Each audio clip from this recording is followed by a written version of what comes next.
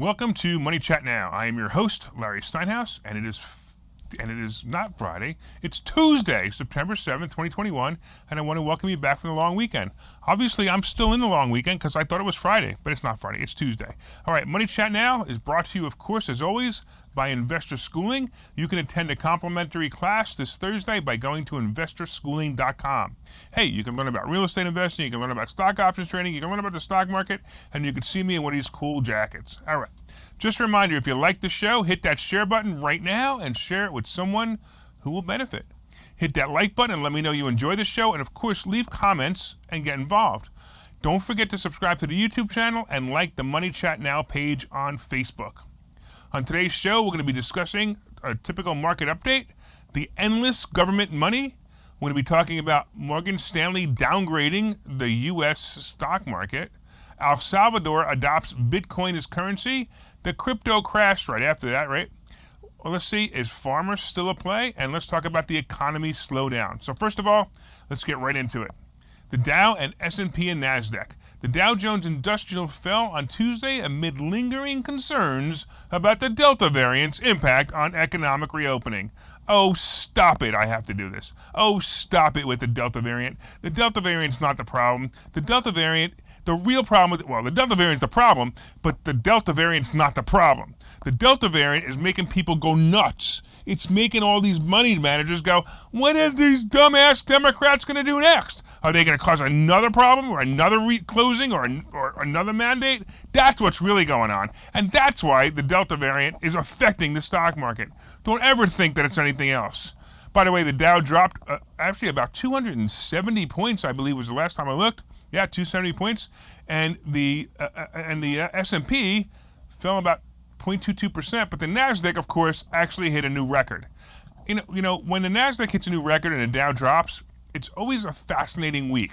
So watch what happens. What's going to happen this week. It's going to be really fascinating because it's always a crazy week when we see the NASDAQ go up and the Dow go down. Let's talk a little bit about the endless government money. So the Biden administration today proposed a stopgap measure to fund the government. All right, so if you guys don't understand, what happens is the government has to come up with a budget. If they don't come up with a budget, then they close all funding. So in 2021 fiscal year is up at the end of September, and the government has not resolved the budget yet. What does it mean? Well, here's the reality and the legality. The legality is that the government will shut down because it can't pay the bills, employees, or utilities. This will spark a wave of furloughs for federal workers until Congress passes a funding bill. So has this happened in the past? Yes, it has. But just so you know, essential services often related to public safety, the armed forces, and others continue to operate and are reimbursed when they appropriate the necessary funds. And so do the federal government workers, and they get paid. So in other words, they go on furlough, and they go on furlough a day, 2 days, 5 days, a week, 2 weeks, a month, whatever the government does. And all of a sudden, the government gets money and says, hey, here you go. You guys were on furlough. We're going to pay you anyway. So the government workers right now, because this has happened before, the government workers right now are going, please don't pass the budget. Please don't pass the budget. Please don't pass the budget. Please don't pass the budget, because I'm going to get a paid vacation. And that's basically what they get. It amazes me how they get away with this year after year after year. Hey, listen, I wish they would do that with my company, because if they do it with my company, I could put everybody on furlough, and then the government can give me money to pay them. Oh, wait a minute. They actually did that last year with PPP money. Oops. Okay. As part of the stopgap bill, the White House is asking for $6.4 billion to assist with the relocation, security, and humanitarian efforts of vulnerable Afghans recently evacuated out of the war-weary country. So now that President Biden has basically botched this entire escape from Afghanistan plan, now they need $6.4 billion to try to solve some of the problems that were created by this. The majority of the funds are for the Department of Defense and state to support processing sites overseas and the United States, as well as government transportation for all our allies and partners between processing sites, explained a Biden administration official. So this is really, what's really going on here is if they say, listen, now, if the Republicans go in here and they say, listen, we don't want to allow this to happen, we're going to vote this down, you can't vote it down because there's so much unrest in Afghanistan, and there are people are there. Some of our Americans are there, and other people in Afghanistan are there, and it turns into a humanitarian effort instead of, hey, let's get a budget passed. So if they play it this way, they're actually going to get the Republicans to vote on it, even if the Republicans don't want to vote on it. That's basically what's happening here. And it's typical politics, and I got to tell you, if you ask me, I think it's very smart. I think the Democrats playing this is very smart. They're going to make it look like if the Republicans say no, they're going to make it look like, hey, see, it's their fault. They don't care about people. Pretty common. Okay. Let's talk a little bit about Morgan Stanley and how they slashed its rating on U.S. equities, anticipating a rocky road into October as the Federal as the Federal Reserve prepares to dial back its easy monetary policy. We see a bumpy September-October as the final stages of a mid-cycle transition play out, Morgan Stanley Chief Cross-Asset Strategist Andrew Sheets said in a note. Can you imagine having a title that's called the Chief Cross-Asset Strategist? I don't even know if there's a business card big enough for that title. Obviously, there might not be a business card big enough for this guy. The next 2 months carry out an outstanding risk to growth, policy, and a legislative agenda. We lower U.S. equities to underweight, and prefer stocks in Europe and Japan. So basically, Morgan Stanley is telling you to stop investing in the United States and invest in Europe and Japan. Okay. I don't even know what to say to that. The bank maintained its year-end target for the S&P 500 at 4,000, which represents a roughly 12% decline from today's close, basically, or Friday's close, of 4,500. It's among the most bearish views on Wall Street, as the average year-end target from the top strategist stands at 43.22, according to a CNBC market strategist survey.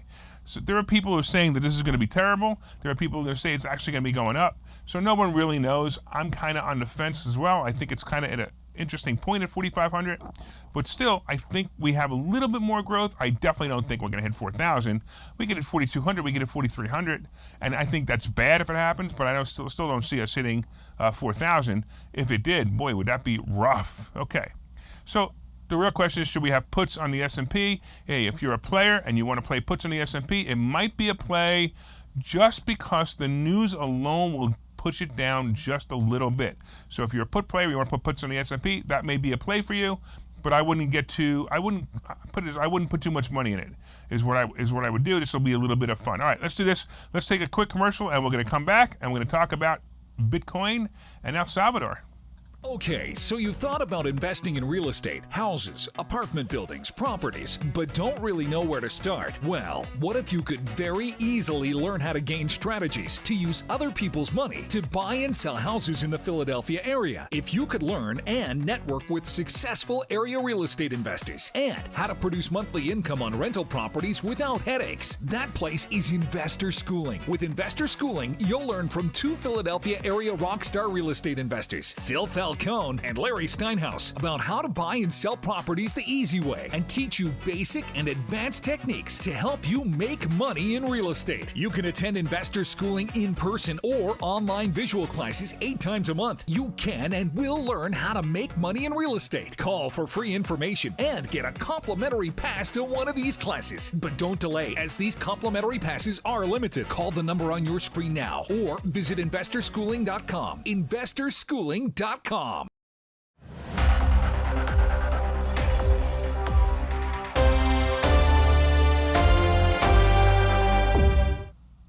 Welcome back to Money Chat Now. I am your host, Larry Steinhouse, and we've been talking a little bit about the market update. We've been talking about how COVID has affected the market, and it's not necessarily COVID itself that's affected the market, but it's the fear of what the governors or the Democrat governors are going to do. That's the real problem. We've also been talking about endless government money, because the government has all the money they want to do anything they want to do, so they're going to approve this new budget that we talked about earlier. Let's get into El Salvador and Bitcoin. Now, this is kind of cool. I realize this is kind of old news, but it's actually official as of today. But it's kind of neat that El Salvador is set to adopt the largest cryptocurrency as legal tender, which is Bitcoin, becoming the first country to do so. The market action is unsurprising, according to the CEO of Valkyrie Investments, who says the news was largely priced into the market a while ago because the news came out that it was going to happen. When this move was first announced, it didn't have nearly as big of an impact on price as some may have expected it might, possibly because El Salvador's population is less than New York City's, but also because the announcement was light on details and people were on the fence about how this was going to be implemented, she said. She also noted that much of El Salvador lives in poverty. I'm sorry, but this makes me laugh. She noted that most of El Salvador lives in poverty and doesn't have the internet or smartphone access required to participate in the Bitcoin network. So now we have El Salvador adopting Bitcoin, but people can't use it because they don't have internet. Okay, well, whatever. Transaction fees, processing times, and other hurdles also make this feel more like a beta test rather than a solution to many of the problems plaguing the country's poor. So this to me is the reason why it's actually a good thing, because it actually, and to me, I call it is a beta test. It's exactly what it is. You know, you have a small country with limited people with access to this, and we're going to see what they're going to do with it. And if they do it and it works, that means that they can move it into other places. So I actually think there's a positive thing. As part of the new law, businesses will be required to accept Bitcoin for goods and services, though merchants who aren't technically able to accept Bitcoin will be exempt. The government has installed 200 Bitcoin ATMs around El Salvador. I could just imagine how much the government is getting for each Bitcoin transaction, because it's always about the money. The government also bought 400 Bitcoins worth about 20 million and is preloading the recommended Shivo wallet with $30 worth of Bitcoin for El Salvadorans to register. So now if you're a El Salvadorian and you want to use this, you would download this app and you get $30 for free, or $30 worth of Bitcoin for free. Now, this is kind of cool because they did this basically to get it moving, to make people want to do it. Now, you know, we talk about in the United States right now, we're talking about papers and registering people and making sure we know where people are. I hate to tell you, but a Bitcoin wallet or any other wallet is going to be able to tell you where you are just like your cell phone will. But we'll talk about that when it happens. It's going to happen, folks. We're just going to be, all of us are going to be tracked. We're doing it voluntarily anyway with our phones, so it really doesn't matter. But just understand that this is just another way to track us and to keep tabs on us. All right. However, now this is kind of interesting because the next topic is crypto crashed today. I can't believe crypto crashed today. As soon as I got excited about it, it crashes. So Bitcoin is down 11%, Ethereum is down 14%, and it's all on the heels of El Salvador adapting the electronic currency. All right, so, you know, it is what it is. It crashes. Now, I don't think one had to do with the other. I think it's just that people were profit-taking. Look, Bitcoin hit 50. People got panicking, like, oh, you know, if it doesn't stay up here, I should take my money. Ethereum hit 4,000, and it's the same thing. I better take my money. So Ethereum is, you know, one of my favorite plays, actually, and I need to see real quick. You want to see what it is? So Ethereum is sitting at 3,400. It was at 4,000 this weekend, and that's, yeah, it's not dangerous. It just annoys me. And then, of course, we got Dogecoin, which is my other favorite. And let's see where Dogecoin is, because Dogecoin is actually at 25 now, and it hit 31. So I kind of wish that didn't happen, but hey, it is what it is. I'm also, like I said, I got a couple of grand. I probably got, not a couple of grand. I got about 15, 20 grand in here that I threw in here for fun just to see what would happen, and I'm just going to play it out and let it go. All right, let's get into the next topic. We're going to talk about pharma no longer being a play. Now, look, this is completely on my own. Some of these articles I get from Wall Street Journal and CNBC, but this is my own opinion, and based on some things I've been reading, I put this together. So I see J&J, Pfizer, and Moderna to no longer be plays as the vax market will start to dry up despite politicians' efforts to boost the stocks. I mean, get people vaxxed. With that being said, Moderna popped about 20 points today. It's kind of funny, right? Is it a good time for a put? It might be. It really might be. J&J today fell about 4 points. And I'll tell you, last week I said J&J was a put at 178. And I was dead on, man. It hit about 170 today. That would have been an awesome play. But I didn't have the money to play it because I was in other things. Anyway, so by the way, J&J fell 4 points today. But also, it could also be on news that it was downgraded by Morgan Stanley. I wouldn't be surprised if they downgrade everything else, including Moderna, because again, you know, many people are expecting these stocks to go up because of the booster shot boom, and I believe it's going to be a disaster to count on the booster to drive profits. So if you think about this, according to the authority on the matter, Google, only 51% of all Americans are vaccinated. I would tend to estimate that only about 60% of those will get the booster, which means somewhere near 35% of Americans are going to get the booster. Now, if they make the same mistake they made before, which is, let's create as much vaccine as we can, let's create as much booster as we can, they're going to get in trouble. They're going to be stuck with this, and they're not going to be able to make the money they're going to make off it. Now, you do understand that part of that, the government is paying for it, and I believe the government says, hey, listen, make this much, so we're paying for it anyway. So they're going to get paid for it, but I also not sure if that's going to work the same way. Who knows? Maybe the government will say for every shot you give, now you get paid. Whatever. Either way, it's your choice. You want to be vaccinated. It's your choice if you want to get the booster. But remember that, they promised us that if you got the vaccine, you wouldn't have to wear a mask and you could travel again. And all this is total crap now because it's not happening. You still have to wear masks. You can't travel. And now in Bucks County, Pennsylvania, the schools are mandated for masks again. Mandated for masks. This is insane. How does this idiot, Governor Wolf, mandate masks when no one else is mandating masks? And he does it using some coward who he appointed as the temporary health, whatever the heck she is. And now all the people in school have to wear masks. And there's huge protests. I can't wait till this happens. I can't wait till this stops. Let's talk a little bit about the economy slowing down. According to a report in the Wall Street Journal, the U.S. economy is facing a slowdown in September rather than the takeoff it once hoped for. Once again, this is being blamed on the Democrat variant. I mean the Delta variant. Businesses and consumers are reworking plans to adjust to renewed mask mandates, travel restrictions, event cancellations, and delayed office reopenings. Consumers are pulling back on purchases, and employers have slowed down hiring. Economists are downgrading their forecasts, and even the Stevie Nicks concert was canceled. Man! The pace of hiring plummeted in August as restaurants and stores cut staff. Employers overall added 235,000 jobs, as you remember from last week. We talked about the jobs report, down 1 million in June and July. The University of Michigan's measure of consumer sentiment fell late in August, so now consumers aren't even happy anymore. And it fell to the lowest level in a decade. Americans saying they're worried about the the Delta variant and rising inflation. And I'm going to tell you something right now. It's not the Delta variant.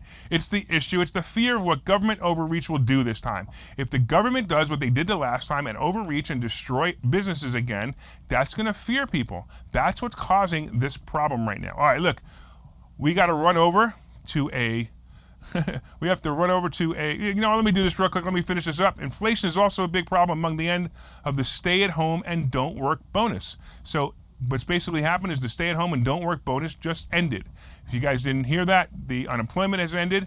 And look, I'm going to tell you, all you people who were dumb enough to stay on the stay-at-home and don't-work bonus program, guess what?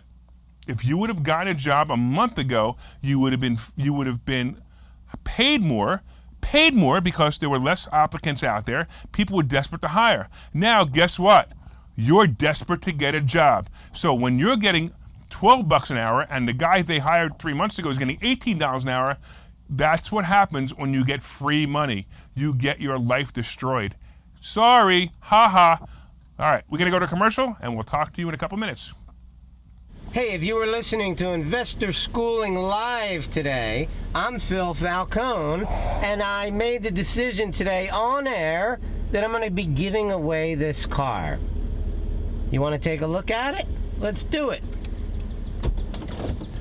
How would you like to pop your top without ever getting out of the car? Huh? It's pretty cool. You can do it at a red light.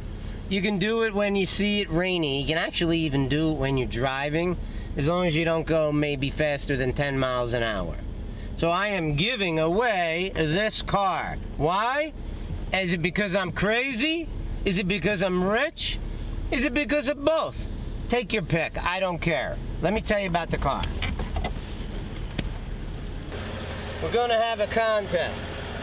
We're looking for real estate investors to go to our website and give us a real estate tip. And you can have people that you know vote on the site about which real estate tip is the most quality, most valuable to them. So let's just say that our contest is going to be looking for quality real estate tips and for votes. So you need to get your friends, your family, people who care about you, and real estate investors who are willing to go on the site and vote for it.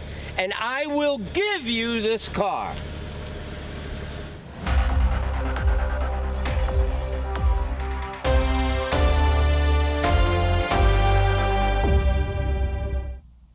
Welcome back to Money Chat Now. I'm your host, Larry Steinhouse, and I want to go over some of my quick stock picks. All right, first of all, I'm a buyer at Boeing at this price. Look for $235 as an out price. I think it's a great price. Apple is on a tear. I predicted 160. It is right around the corner.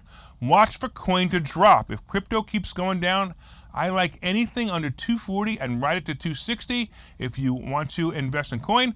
I still like CCL and AAL into February.